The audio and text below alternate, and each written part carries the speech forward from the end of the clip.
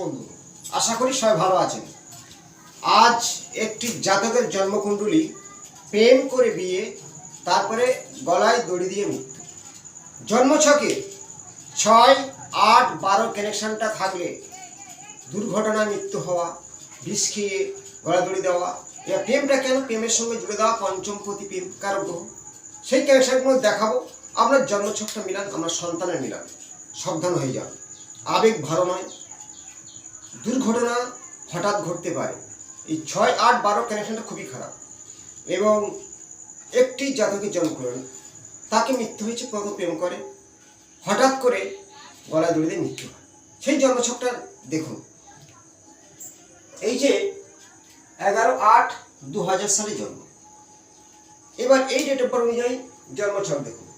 এর ধনু রাশি আর মকর লগ্ন। ধনু রাশি, মকর লগ্ন। আমরা রাশি থেকে বিচার করি, লগ্ন থেকে। প্রথমে বলি, এই যে 8-6 কানেকশনটা বা 12 কানেকশনটা কীভাবে হয়। লগ্ন ধরুন 1, তার আমরা এখানে ফার্স্ট হাউস 1 ধরব।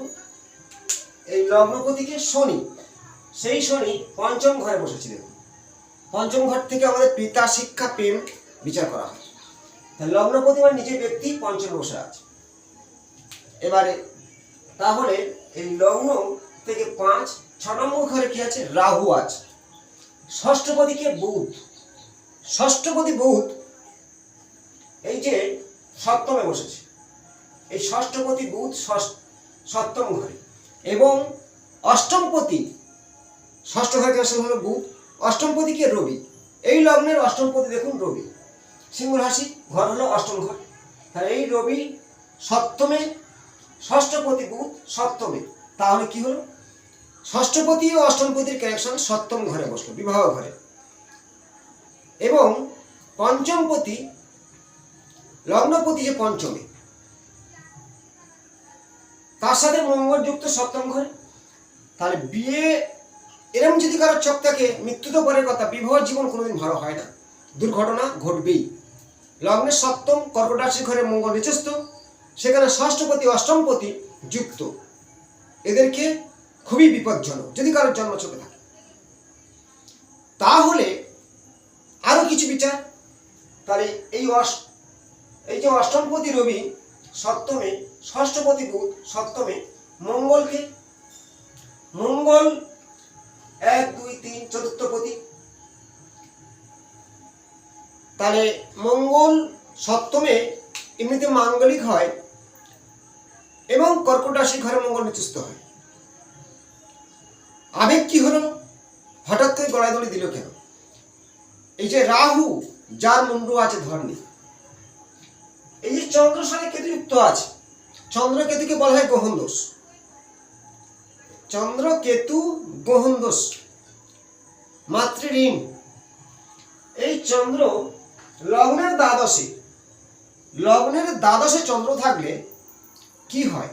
মানসিক কষ্ট, মানসিক যে একটা প্রচন্ড ব্রেনের চাপ, ধৈর্য না রাখা, হঠাৎ করে রেগে যাওয়া। আবার কেতু মানে ছায়া, চন্দ্র একটা শুভকে অন্ধকার করে দেওয়া, কেতু চন্দ্রযুক্ত হওয়া। এদেরকে মন মানসিকতা সবসময় ভালো থাকে না, এরা মনকে কন্ট্রোল করতে পারে না, সবসময় কষ্ট, দুঃখ, যন্ত্রণা ভেবেই যায়, তাই নেগেটিভ ঘটে বেশি। এবং চন্দ্রকে গ্রহণ লাগলে যেমন, তাহলে সেই চন্দ্র মনকে নিয়ন্ত্রণ করে। সেই মনের ওপরে না ধৈর্য রাখার কারণে হঠাৎ করে প্রেমের যে প্রেমটা কি করে হলো? এই যে লগ্নের পঞ্চমপতি শুক্র গ্রহ, শুক্র প্রেম, প্রীতি, ভোগ বিলাসী। এই লগ্নের পঞ্চমপতি শুক্র, সেই শুক্র বসেছে অষ্টম ভাবে। ভালো করে, এই লগ্নের পঞ্চমপতি শুক্র, শুক্র এলো এই অষ্টম ঘরে। এই লগ্নের ষষ্ঠপতি বুধ সপ্তমে, এই অষ্টমপতি রবি সপ্তম ঘরে। ভালো করে দেখে নিন 6, 8 কানেকশনটা কি হলো।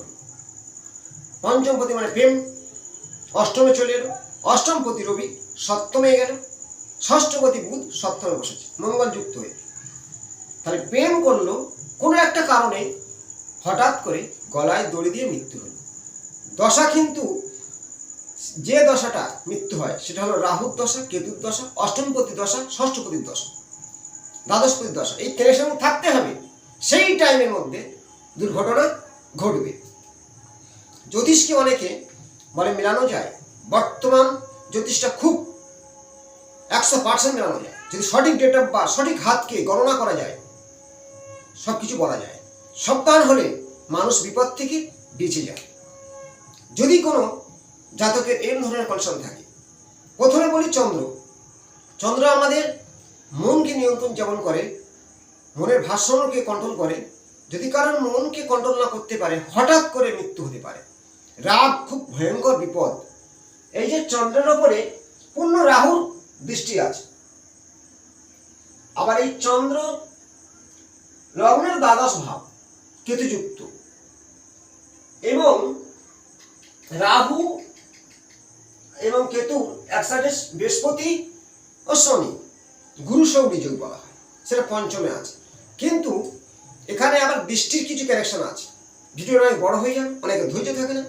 জাস্ট দেখলাম যে অষ্টম ভাব, ষষ্ঠ ভাব, দ্বাদশ ভাব মানুষের মৃত্যু, দুর্ঘটনা বোঝায়। এর আগের ভিডিও আমি জানিয়েছিলাম একজন জাতক জলে মৃত্যু হয়, ষষ্ঠ ঘরে চন্দ্রকেতু ছিল, অষ্টম ঘরে মঙ্গল দৃষ্ট ছিল, মাথায় আঘাত হয়, জলে পড়ে মৃত্যু হয়।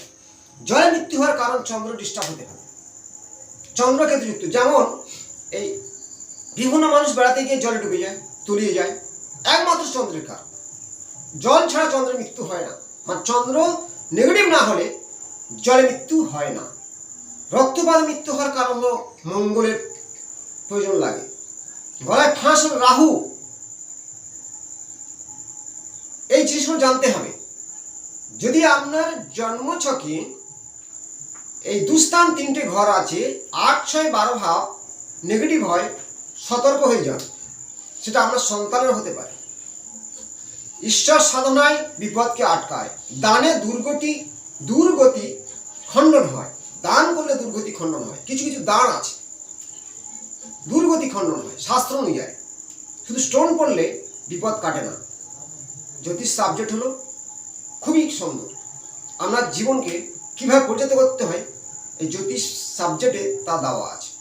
ঈশ্বর সাধনা, চলার রাস্তা দেখানো, যে টাইমটা খারাপ চুপচাপ থাকা, কচ্ছপের মতো পা গুটিয়ে নেওয়া, তেমনি আপনার জীবন অবশ্যই ভালো হবে। এই লগ্নের সপ্তম ঘর যদি পীড়িত হয়, বিবাহ জনিত ভালো হয় না, কিন্তু বিয়ে হওয়ার আগে মৃত্যু হয়, বিয়ে হয়ে মৃত্যু হয়। অষ্টমপতি ষষ্ঠে, ষষ্ঠপতি সপ্তমে, দ্বাদশপতি সপ্তমে। এই কানেকশনগুলো খুবই বিপজ্জনক। তাই জ্যোতিষকে দেখানোর কারণ হলো এক্সপার্ট জ্যোতিষের যে জন্ম কুণ্ডলী বিচার করার সাথে সাথে তার হস্তরেখা বিচার করতে হবে। যদি হাতের তালুতে এই আয়ুরেখা দু হস্তে একই লেভেলে ভাঙে, সেই বয়সে দুর্ঘটনা হবে। এগুলো মেলাতে হবে। হঠাৎ করে মানুষের দুর্জয় নেমে আসার কারণ তার ভাগ্য, তার সাথে বাস্তু অনেকটা গুরুত্বপূর্ণ। বাস্তু কিন্তু আপনার জীবনে 100% ভূমিকা দেয়, কারণ আমার চিন্তা ভাবনা সেখানে ঘুমান। জন্মচক যতই খারাপ হোক, যদি বাস্তু ভালো হয় অনেক কিছু আমরা ভালো পেতে পারি। সিম্পল আমি একটা জাতকের জন্মকুণ্ডলী তুলে ধরলাম। অনেকে একটা শেয়ার করুন, লাইক করুন ভালো লাগলে, এবং আরও কিছু তথ্য জানাবো। কিছু কাজের চাপে ভিডিও কিছুদিন বন্ধ রেখেছিলাম, আবার শুরু করছি। জ্যোতিষ কথা নিয়ে আলোচনা আপনার সঙ্গে করব। নমস্কার।